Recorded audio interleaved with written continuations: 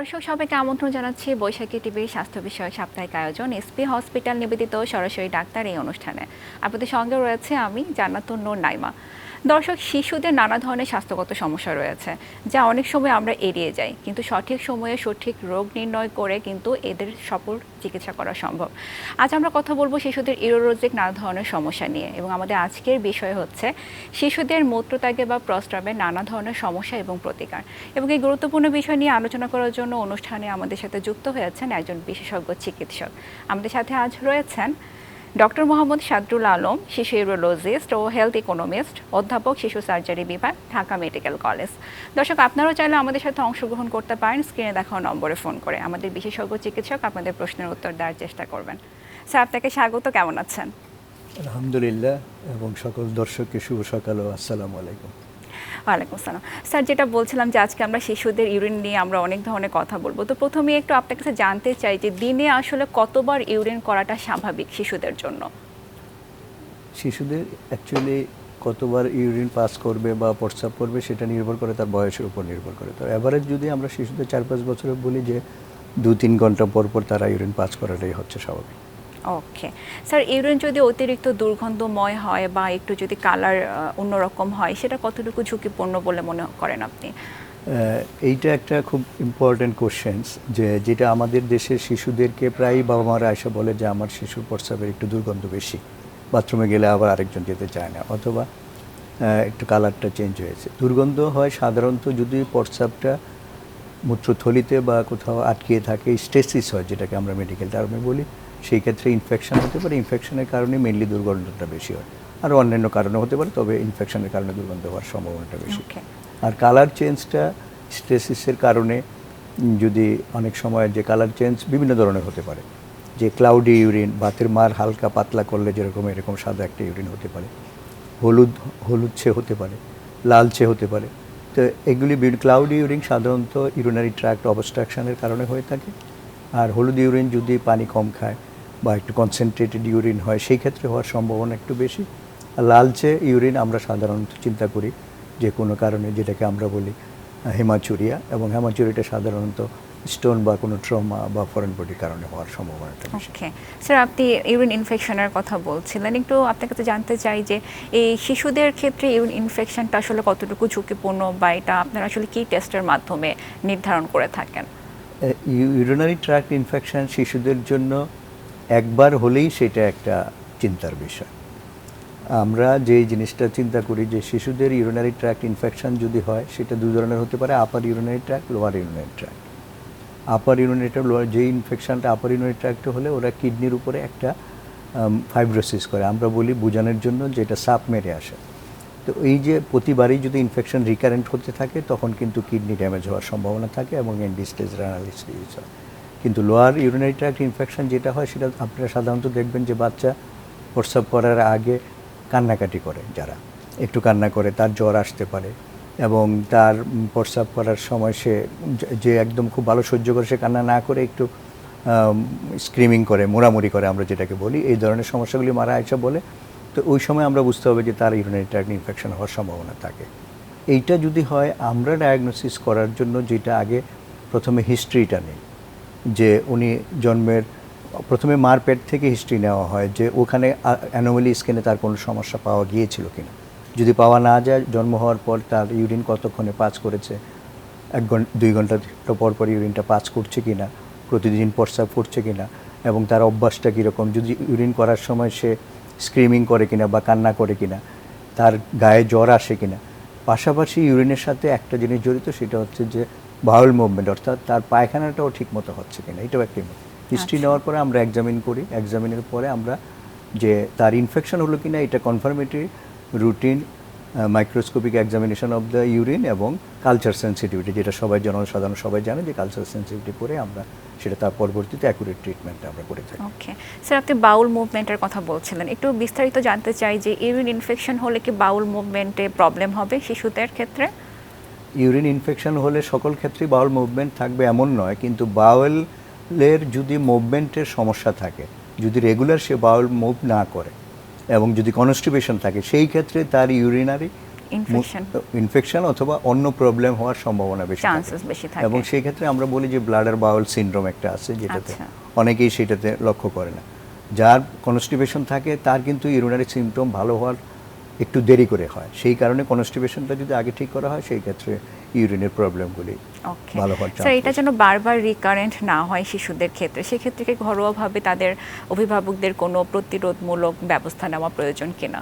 অবশ্যই, কারণ আমি প্রথমেই বলেছি যে একবার ইউরিনারি ট্র্যাক্ট ইনফেকশন হওয়াটাই সেটা মঙ্গলজনক নয়। সেই ক্ষেত্রে অবশ্যই যাতে এটা না হয়, আমাদেরকে সেইটা মেল চাইল্ড বা ফিমেল চাইল্ড, মানে বয় বা গার্ল যেই হোক, সেই বাচ্চাদেরকে আমাদেরকে বাবা মাকে আমরা সবসময় বলি যে ওদের প্রথমেই আপনি হাইজিনটা মেনটেন করবেন এবং পর্যাপ্ত পানি যাতে তারা খেতে পারে, অ্যাকর্ডিং টু এজ তারা যাতে সেইভাবে পানিটা খায়, হাইড্রেশন করা যেটাকে বলা হয়।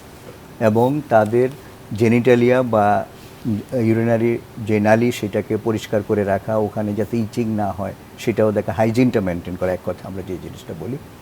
এবং হাইজিনের পাশাপাশি হাইড্রেশন কমপ্লিট করার পর আমরা তাদেরকে বলবো একটু আপনারা অবজার্ভ করবেন যে আপনার ছেলে বা মেয়ে প্রস্রাব করার সময় সে তার ইউরিনেশনটা স্মুথলি পাস হচ্ছে কিনা, কালার কীরকম, পরিমাণ কীরকম, তার চোখের দিকে তাকাবেন সে কি কমফোর্টলি পাস করছে না ডিসকমফোর্ট হচ্ছে, এটা বুঝেই আপনি সেটা আপনাদের কাছাকাছি শিশু বিশেষজ্ঞ শরণাপন্ন হবে। ওকে, সো আসলে অনেকগুলো দিককে বিবেচনায় রাখতে হবে, হাইজিন থেকে শুরু করে সে আসলে কতটুকু ইউরিন পাস করছে। অনেক সময় স্যার দেখা যায় যে অল্প অল্প করে ইউরিনটা পাস হয়, প্রপারলি হয় না বাচ্চাদের ক্ষেত্রে, এটা কতটুকু ঝুঁকিপূর্ণ বলে এটা মনে একটা করেন? খুবই গুরুত্বপূর্ণ প্রশ্ন আমি বলবো। প্রায় মা বাবা এসে বলে যে আমার বাচ্চা তো খুব ঘন ঘন প্রস্রাব করে, মানে অল্প করেই চলে আসে, আবার একটু পরে 5 মিনিট 10 মিনিট পর পরই আবার যায়। তো এইটা হচ্ছে যে প্রথমেই আমরা তার হিস্ট্রিটা নিব, আগে যেটা বললাম, এবং তার এক্সামিনেশন করার পরে যদি দেখি যে না তার তেমন এদিকে কোনো সময়, তখন আমরা চিন্তা করব তার ইন্টারনাল ইউরিনারি ট্র্যাক্ট কোথাও কোনো কনজেনিটাল অ্যানোমেলিজ আছে কিনা, মানে অবস্ট্রাকশন আছে কিনা। যদি অবস্ট্রাকশন থাকে সেই ক্ষেত্রে অ্যানাটমিক্যাল প্রবলেম আমরা যেটাকে বলি, যে সেই ক্ষেত্রে আমরা অবস্ট্রাকশনটা বের করার চেষ্টা করি, পরীক্ষা করি বিভিন্ন ধরনের কন্ট্রাস্ট এক্সরে, আলট্রাসোনোগ্রাফি, এগুলি করার পরে আমরা যখন এটা বোঝার চেষ্টা করি তখন সেইটাকে কজটাকে রেমেডি করে দিলেই এটা ঠিক হয়ে যায়। কিন্তু এটা যদি লং টার্ম থাকে অথবা কোনো কজ আমরা অ্যানাটমিক্যাল কজ পেলাম না, সেই ক্ষেত্রে সেটাকে আমরা বলি ফাংশনাল। সেই ক্ষেত্রে নিউরোজেনিক ব্লাডার, মানে ব্রেনের সাথে মেরুদণ্ডের সাথে মূত্রথলি যে কন্ট্রোলটা করে, আমি কতক্ষণ প্রস্রাবটা ধরে রাখবো এবং কতক্ষণ পরে আমি ওটাকে বের করে দেবো, এইটার যে একটা রিফ্লাক্স আছে, মানে যে সিস্টেম আছে, এই সিস্টেমটা তখন ডিরেজমেন্ট হয়ে যায়। সেই কারণেই তখন সে ঘন ঘন প্রস্রাব করার চেষ্টা করে এবং আলটিমেটলি তার বিহেভিয়ারটা কিন্তু অন্য নর্মাল চাইল্ডের মতো হয় না। আচ্ছা, তখন কি একটু স্যার মেজাজ খিটখিটে বা এরকম ধরনের সিচুয়েশন হয়? অবশ্যই শেষ পর্যন্ত আলটিমেটলি ওই বাচ্চাটার দেখা যায় যে বলে যে ও তো প্রস্রাব করার সময় খুব কান্নাকাটি করে, অথবা কেউ কেউ প্রস্রাব করার শেষের দিকে কান্নাকাটি করে, অথবা কেউ প্রস্রাব করার আগে কান্না করে, প্রস্রাব করার পরে আরাম পায়। এই যে সমস্যাগুলি হওয়ার পর তার ফুডের হ্যাবিটটা চেঞ্জ হয়ে যায় এবং সে খেতে চায় না, এটাও একটা কারণ। এবং সে তার মেজাজও একটু খিটখিটে ভাব হয়ে যায়, এটা খুবই স্বাভাবিক একটা। ওকে স্যার, অনেক সময় দেখা যায় বাচ্চারা যারা স্কুল কলেজে, কলেজ না স্কুলে যারা যায়, তারা অনেক সময় ইউরিনটাকে চেপে রাখে বা অনেকক্ষণ খেলার সময় তারা হয়তো বা চেপে রাখে, অনেকক্ষণ আটকায় রাখে, এটা কতটুকু তাদের জন্য ক্ষতির কারণ হতে পারে? এইটা একটা আমাদের দেশের জন্য একটা বিরাট কমন একটা প্রবলেম বাবা মাদের জন্য, যেটা নিয়ে আসে আমাদেরকে চেম্বারে সবসময় বলে যে স্যার ও তো বাসায় আসার পরে খুব ঘন ঘন প্রস্রাব করে মেজাজ, কিন্তু স্কুলে যাওয়ার পরে ও টয়লেটে যেতে চায় না বা ওয়াশরুমে যায় না, ইউরিন পাস করে না। এখন প্রশ্ন হচ্ছে কেন যায় না? এইটার প্রতিকারের জন্য আগে আপনাকে ওটা দেখতে হবে যে আমরা স্কুলের যারা ম্যানেজমেন্টে থাকি বা আমাদের টিচার যারা স্কুলে থাকে, তারা হয়তো বাচ্চাদের ওয়াশরুম বা বাথরুমগুলি বাসায় যেরকম পরিষ্কার থাকে ওরকম রাখে না। ওরা দুর্গন্ধের জন্য সেখানে যাব না এরকম বলে তারা সেখানে যেতে চায় না। এবং তারা যাদের ব্যথা থাকে বাপ মার সামনে তারা ইউরিন পাস করতে চায়, ওখানে একা ইউরিন পাস করতে চায় না, এই কারণে তারা অনেক সময় করে না। এটা আটকায় রাখলে ওই যে জিনিসটা আমরা বললাম যে ইউরিন যখনই মূত্রথলিতে বেশিক্ষণ বা ইউরিনারি সিস্টেমের কোথাও যদি স্টেসিস হয়ে থাকে দীর্ঘ সময়, তখনই সেখানে ইনফেকশন হওয়ার চান্সটা বেশি। শুধু ইনফেকশন না, ইনফেকশন হওয়ার পর ওইটা কিন্তু ওই ইউরিনটা ব্যাক প্রেশারে আপার ইউরিনারি ট্র্যাক্টের উপরে একটা ইফেক্ট সৃষ্টি করে। সেই ইফেক্টের কারণে অন্য একটা সমস্যা দেখা দেয়। তখন দেখা যায় যে আমরা ডক্টররা যদি আসল কষ্টটা বের না করে ওই সমস্যাটা নিয়ে চিন্তা করি তখন কিন্তু প্রপার ট্রিটমেন্ট আর তখন। তো আপনার কাছে একটু জানতে চাই আসলে কি কি ধরনের অবস্ট্রাকশন হয়ে থাকে এই যে তারা ইউরিনটাকে আটকিয়ে রাখে অনেকক্ষণ? থ্যাংক ইউ আপনাকে। যে এইটা অ্যাকচুয়ালি বাচ্চারা তো প্রস্রাবটা ইচ্ছা করে আটকিয়ে রাখে না। এইটা জিনিসটা হচ্ছে যে অনেক কারণে হতে পারে। প্রথম কারণ হচ্ছে যে তার জন্মগত কোনো ত্রুটি আছে কিনা। ইউরিনারি সিস্টেম অনেক বড় একটা অর্গান, সেখানে উপরে কিডনি, তারপরে ইউরেটার, এরপরে ইউরিনারি ব্লাডার বা মূত্রথলি, তারপর হচ্ছে ইউরেথ্রা।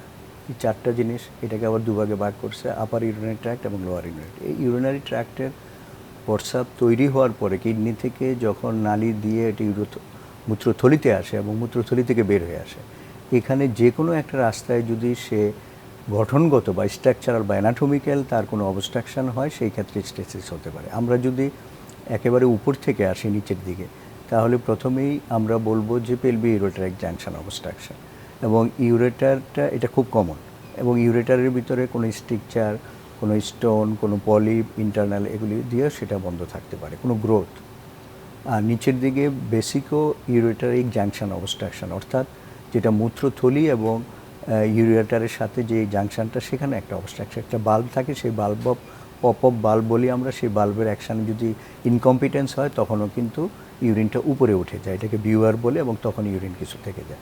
এখন ইউরিনারি ব্লাডার থেকে যদি ইউরিনটা পাস করতে না পারে, এটা হলো মেইন, মানে লোয়ার ইউরিনারি ট্র্যাক্ট অবস্ট্রাকশন, অথবা আমরা এটাকে বলি ব্লাডার আউটলেট অবস্ট্রাকশন। এই ক্ষেত্রে ব্লাডার নেইকে কোনো গ্রোথ থাকলে, কোনো স্টোন থাকলে, আর একটু নিচে যদি আমরা নামি, বাচ্চাদের ক্ষেত্রে এখানে যেটা হয় সেটা হচ্ছে পোস্টেরিয়র ইউরেথ্রাল বাল্ব।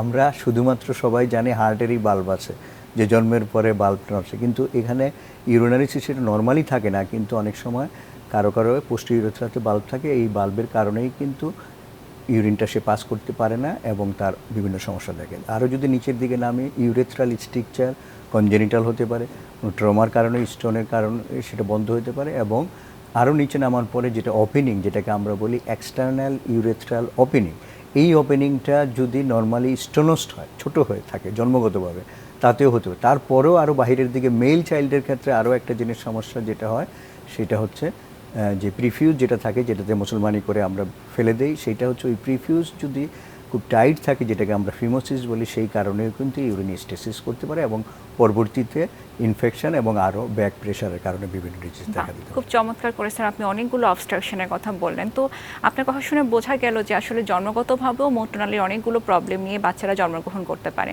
তাহলে কখন একজন অভিভাবক মনে করবেন যে না, এখন একজন আমার বিশেষজ্ঞ চিকিৎসকের শরণাপন্ন হতে হবে, এবং কার কাছে তারা নিজেদেরকে, মানে বাচ্চাদেরকে দেখাবেন বলে আপনি মনে করেন? এইটা অবশ্য আমাদের জনগণরা এখন অনেক সচেতন এবং ওনারা অনেকেই এটা জানেন। তারপরেও আপনি যেহেতু প্রশ্ন করছেন, আমি বলছি এটা কিন্তু শুরু হয়ে যায় মার পেটে বাচ্চাটা থাকার সময়, যখন সে ফিটাস। আমাদের অবস্টেট্রিশিয়ানরা অ্যানোমেলি স্ক্যান করেন 20 সপ্তাহ বা 24 সপ্তাহ পরে। ওনারা যখন অ্যানোমেলি স্ক্যান করে, তখন যদি দেখা যায় ইউরিনারি সিস্টেমের কিডনিতে পানি জমে আছে, বাংলায় যেটাকে বলে, মানে আমরা বলি হাইড্রোনেফ্রোসিস, এটাকে আমরা বলি অ্যান্টিনেটাল হাইড্রোনেফ্রোসিস, এবং ব্লাডার ফুল হয়ে আছে, সেটা পোস্টেরিয়র ভালভের কারণে হতে পারে। তখন থেকেই কাউন্সেলিং ওনাদেরকে করেন অবস্টেট্রিশিয়ানরা, এবং আফটার বার্থ নিউনেটোলজিস্ট ওনাকে দেখেন। নিউনেটোলজিস্ট যখন এটা জানেন, উনি প্রথমে এটা কনজারভেটিভ ট্রিটমেন্ট দেন, এবং পরবর্তীতে এই পেশেন্টটাকে অবশ্যই রেফার করে একজন শিশু ইউরোলজিস্টের কাছে ওনারা পাঠান। তখন শিশু ইউরোলজিস্ট অ্যাকর্ডিংলি ওনাদেরকে প্রথমে অবজারভেশন এবং পরবর্তীতে অ্যাকর্ডিংলি ম্যানেজমেন্ট করে থাকেন। ওকে, এক্ষেত্রে কি কখনো কোনো সার্জিক্যাল প্রসিডিউরে যেতে হয় আপনাদের? জি, এই ক্ষেত্রে যদি হাইড্রোনেফ্রোসিস, অ্যান্টিনেটাল হাইড্রোনেফ্রোসিস হয়, এবং সেটা যদি ইউনিল্যাটারাল হয় পিউজে অবস্ট্রাকশনের কারণে, এই মেজরিটি ক্ষেত্রেই আমরা অবজারভেশনে থাকলে প্রায় 80 থেকে 85% চাইল্ডরা ন্যাচারাল ইয়েতে অটোমেটিক্যালি ইমপ্রুভ করতে থাকে। আর বাকি 10 to 15% ওনাদেরকে হয়তো যদি অ্যানাটমিক্যাল ডিরেজমেন্ট থাকে, সেগুলি আমরা অপারেশন করে যদি আবার রিফর্ম বা রিকনস্ট্রাকশন করে দিই, সেই ক্ষেত্রে ওনাদের লাইফ এক্সপেক্টেন্সি 100 ইয়ার্স পর্যন্ত যেতে পারে আর কি। আর এইটা ছাড়াও যদি পোস্টেরিয়র ইউরেথ্রাল বাল্ব হয়, এইটা হচ্ছে খুবই ডেভাস্টেটিং একটা কন্ডিশন ফর ইউরিনারি ট্র্যাক্টের জন্য, মূত্রতন্ত্রের জন্য। সেইটার ক্ষেত্রে ও আপার ইউরিনারি ট্র্যাক্টকে লাইফ লং একটা ইফেক্ট করে। সেই ক্ষেত্রে আমরা এইটার ব্যাপারে একটু কশাস থাকি। তার ইনফেকশন কন্ট্রোল করার পরে যত আর্লি সম্ভব নিউন্যাটাল সিস্টোস্কোপ দিয়ে আমরা যদি বাল্বটাকে অ্যাবলেশন বা পালকারেশন করে দিতে পারি, এবং তাহলে সে ইজিলি ইউরিনটা পাস করবে, কিন্তু আপার প্রেশারটা কমে যাবে, কিডনির উপরে প্রেশার কমে গেলে সেটাই তার চিকিৎসা শেষ নয়, তাকে লাইফ লং একটা ফলো আপ দিতে হবে, তাহলেই সে ভালো থাকবে। ওকে স্যার, আপনি কিডনির ব্যাপার নিয়ে একটু বলছিলেন, আপনার কাছে একটু জানতে চাই যে ইউরিনারি ট্র্যাক্ট ইনফেকশন যখন বাচ্চাদের হয়ে থাকে তখন সেটা অনেকটাই কিডনির প্রবলেম হতে পারে, তো কিডনির সাথে যে ইউরিনারি ট্র্যাক্টের একটা রিলেশন রয়েছে এটা একটু বিস্তারিত জানতে চাই। এইটা প্রথমে যদি আমরা ইনফেকশন দিয়ে বলি, ইনফেকশনটা যদি আপার ইউরিনারি ট্র্যাক্ট ইনফেকশন হয় তাহলে কিডনির ভিতরেই সেটাকে আমরা পাইলোনেফ্রাইটিস বলি। এই এক একটা পাইলোনেফ্রাইটিস হওয়া মানে কিডনির যে ফাংশনাল স্ট্রাকচার নেফ্রন বা সেগুলিতে সে ফাইব্রোসিস করে ফেলে। এটা বাবা মাকে বোঝানোর জন্য আমরা বলি যে কিডনিতে একবার করে একটা করে সেল মেরে যায়, তো যতবারই ইনফেকশন হবে এইভাবে ফাইব্রোসিস হতে থাকে, নর্মাল ইউরিন তৈরি করার যে কলকবজা ওগুলি নষ্ট হতে থাকে। সেই কারণে আমরা যত কম ইনফেকশন হবে কিডনিটার আপনার ভালো থাকবে। সেই ক্ষেত্রে আমরা বলি যে খুব দ্রুত ইউরিনারি ট্র্যাক্ট ইনফেকশন টেস্ট করার জন্য। আর যদি লোয়ার ইউরিনারি ট্র্যাক্ট ইনফেকশন হয় সেই ক্ষেত্রে কিডনির উপর ওরকম একটা এফেক্ট করে না সব সময়, তবে মাঝে মাঝে করে। কখন? যখন যদি এর সাথে অ্যাসোসিয়েটেড রিফ্লাক্স থাকে, অর্থাৎ মূত্রথলি থেকে প্রস্রাব কিন্তু উপরের দিকে ওঠার কথা না। আপনারা মূত্রথলির আরেকটা কাজ হচ্ছে প্রস্রাবটাকে বের করে দেওয়া, শুধু স্টোরেজ করা নয়। কিন্তু যখনই এইটা আবার উপরের দিকে উঠে যায় তখন আমরা বলি বেসিক ইউরেট্রাল রিফ্লাক্স। যদি রিফ্লাক্স থাকে ওই ইনফেক্টেড ইউরিনটা আবার কিডনিতে তখন ইনফেকশন করে সিল মারতে পারে। সেই কারণে আমরা তখন ওই অবস্ট্রাকশনটাও দূর করব, পাশাপাশি ইনফেকশনের ট্রিটমেন্টও করতে হবে, এবং সর্বোপরি সকল ক্ষেত্রেই লং টার্ম ফলো আপটা হচ্ছে ইম্পর্টেন্ট। না, খুব চমৎকার করে স্যার আসলে বললেন। তাহলে ইউরিনারি ট্র্যাক্ট ইনফেকশন যখন হবে তখন আসলে অবহেলা করা যাবে না, অবশ্যই একজন বিশেষজ্ঞ চিকিৎসকের কাছে যেতে হবে এবং ট্রিটমেন্টটা নিতে হবে, তাহলে কিন্তু অনেকটাই ঝুঁকি এড়ানো যায়। স্যার একটু জানতে চাই, অনেক বেবিরা বা শিশুরা রয়েছে যে বিছানায় তারা ইউরিন পাস করে ফেলে, তারা কন্ট্রোল করতে পারে না, এটা নিয়ে আপনি কি বলবেন? এইটা অবশ্য একটা কমন প্রবলেম সারা ওয়ার্ল্ড ওয়াইড, এটা শুধু আমাদের দেশের জন্য নয়। বিশেষ করে 5 বছর পার হয়ে গেলে এখন দেখা যায় যে গতকালও আমার চেম্বারে প্রায় 10-12 বছরেরও মেয়েদেরকে নিয়ে মারা চলে আসছে, কারণ এখন তারা এরপরে বিবাহর উপযুক্ত হয়ে যাচ্ছে, এখনও বিছানায় যদি প্রস্রাব করে তারা তো একটু সমস্যা। তো এইটা হচ্ছে যে আমরা জানি 1 থেকে 2 বছর পর্যন্ত ইউরিন কন্ট্রোল নিয়ে আমাদের মাথা ব্যথা নেই, কিন্তু 2 থেকে 3 বছর পর্যন্ত এগুলি, কিন্তু 4 থেকে 5 বছরে যে কন্ট্রোল চলে আসে, এবং 5 থেকে 6 বছর পরে আর বিছনায় সাধারণত প্রস্রাব করার কথা না। কিন্তু যদি কেউ বিছনায় ঘুমের ভিতরে প্রস্রাব করে, এটা রাতের বেলা করলে আমরা বলি নকটার্নাল এনুরেসিস, আবার কেউ দিনের বেলা ঘুমালেও কিন্তু করতে পারে, সেটাকে বলি আমরা ডায়রোনাল এনুরেসিস। এই ডায়রোনাল এবং নকটার্নাল এনুরেসিস যদি একসাথে থাকে তাহলে এক ধরনের চিকিৎসা, এবং আমরা অ্যানাটমিক্যাল কোনো প্রবলেম চিন্তা করি, এগুলি এক্সক্লুড করার চেষ্টা করি। আর 2 নম্বর হচ্ছে যে এইটা নিয়ে খুব বেশি ভয় পাওয়ার কিছু নয়।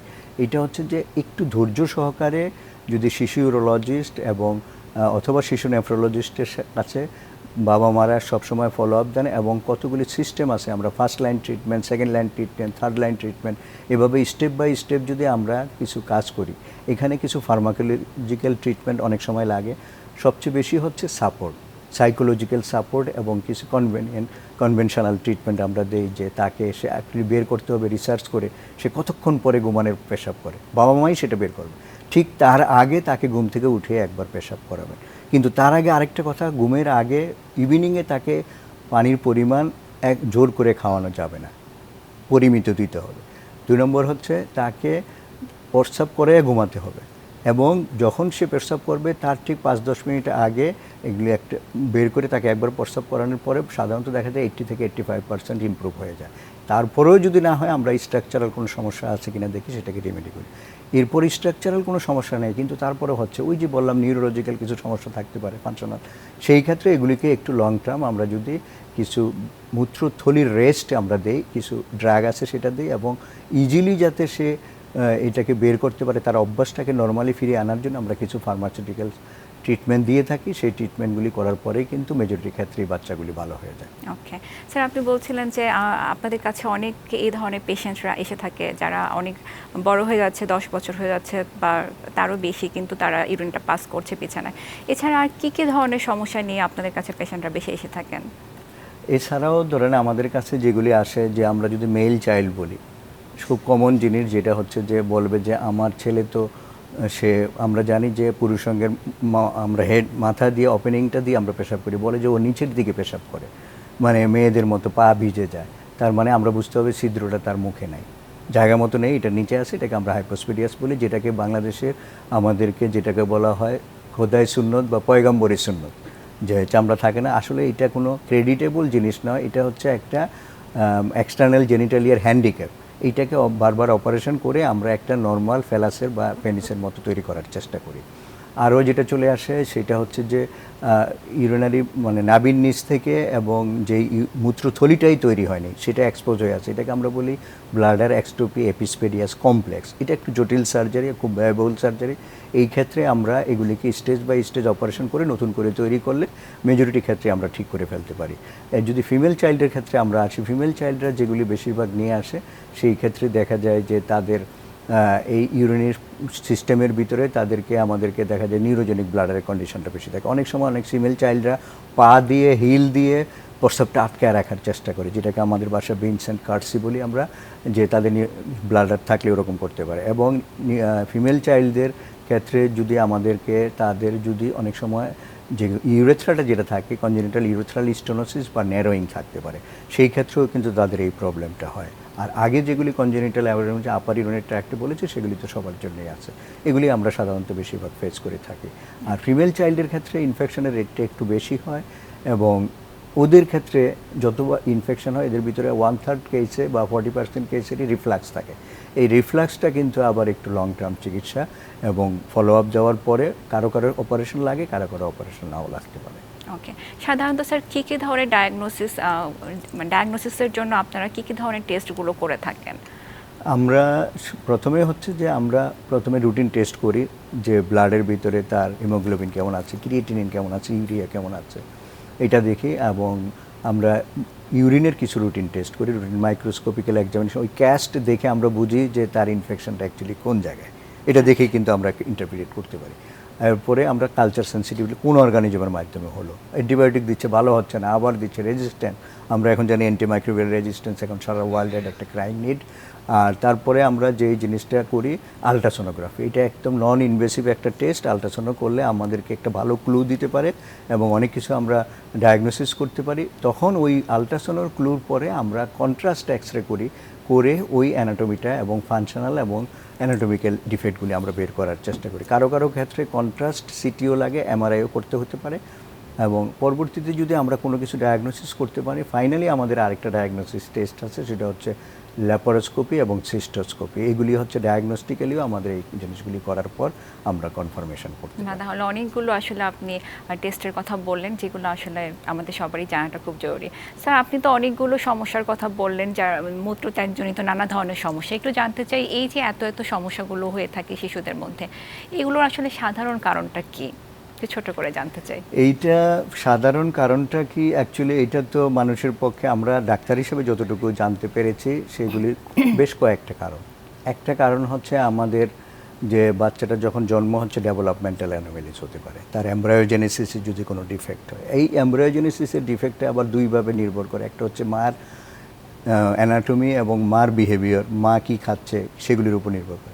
মা কোন এনভায়রনমেন্টে মাটা হচ্ছে, এবং সে আমাদের দেশের এনভায়রনমেন্ট একটা ন্যাচারাল এনভায়রনমেন্ট একটা ফ্যাক্টর। এবং ড্রাগ যদি খায়, ফুডের উপরে সেটা নির্ভর করতেছে, কেমিক্যালের উপর নির্ভর করতেছে, এই সমস্ত জিনিসগুলির কারণে। এবং আমাদের যে জানেন যে এখন বাতাসে অনেক বেড়ে গেছে, আমরা আসলে অনুষ্ঠানের একদম আমরা এই সমস্ত বিভিন্ন কারণে আমাদের এই কাজগুলি হয়ে থাকে। সেই কারণেই আমাদের এই প্রবলেমগুলি যাতে না হয়, আমাদেরকে বাচ্চাদেরকে একটা সুস্থ এবং খুব মানে বিশুদ্ধ বায়ুতে তাকে বড় করার চেষ্টা করতে হয়। অসংখ্য ধন্যবাদ স্যার আপনাকে, আপনি আমাদের মাঝে যুক্ত হয়েছেন এবং চমৎকার সব উপদেশ দিয়েছেন। আশা করি আমাদের দর্শকরা উপকৃত হবেন। আপনাকেও ধন্যবাদ, আর বিশেষ করে বৈশাখী টিভির সকল দর্শকদেরকে ধন্যবাদ যে এই সকালে আপনারা আমাদের সাথে ছিলেন, এবং আপনাদের সকলকে ধন্যবাদ সবাইকে। দর্শক, এই ছিল আমাদের আজকের আয়োজন। আশা করছি আপনাদের ভালো লেগেছে, কিছুটা হলেও আপনারা উপকৃত হতে পেরেছেন। আগামী পর্বে নতুন কোনো স্বাস্থ্য বিষয়ক আলোচনা নিয়ে আবারও হাজির হয়ে যাব আপনাদের সামনে। সে পর্যন্ত সবাই ভালো থাকুন, সুস্থ থাকুন, বৈশাখী টিভির সাথেই থাকুন। আল্লাহ হাফেজ।